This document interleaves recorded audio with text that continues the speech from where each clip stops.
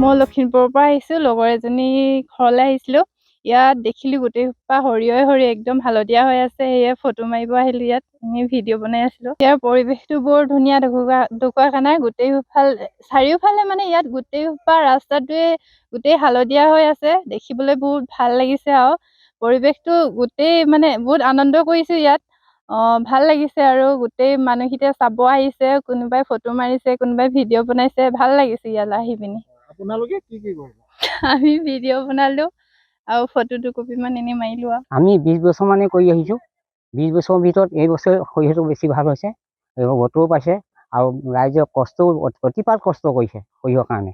আপোনাৰ কিমান বিঘা সৰিয়হ আছে? মোৰ 4 বিঘা আছে। কেনেকুৱা হৈছে বা সৰিয়হ? বহুত ধুনীয়া হৈছে, অন্য বছৰতকৈ বহুত ভাল। মানে চাৰিকা নদী এই পাৰে, চাৰিকা নদী এই পাৰে শ বিঘা মাটিত ৰাইজে বহুত কষ্ট কৰে, নিজৰ টকা পইচা খৰচ কৰি সৰিয়হটো কৰিছে আৰু সৰিয়হটো বহুত ধুনীয়া হৈছে। প্ৰকৃতি বুকুত মানে বৰষুণো পৰিলে, সেইটো কাৰণে অন্য বছৰতকৈ সৰিয়হটো এইবাৰ বেছি ডেভেলপ কৰিছে।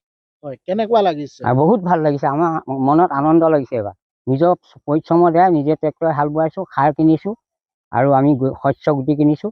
আমি নিজে কষ্ট কৰি এইখিনি কৰিছোঁ, কিন্তু চৰকাৰে আমাক আজি পৰ্যন্ত কোনো ধৰণৰ সহায় দিয়া নাই। সৰিয়হ ভাল হৈছে, ভাল হৈছে, ভাল হৈছে। ভাল হৈছে। কিমান বিঘা কৰিছে? মই 9 বিঘা কি 10 বিঘা হ'ব।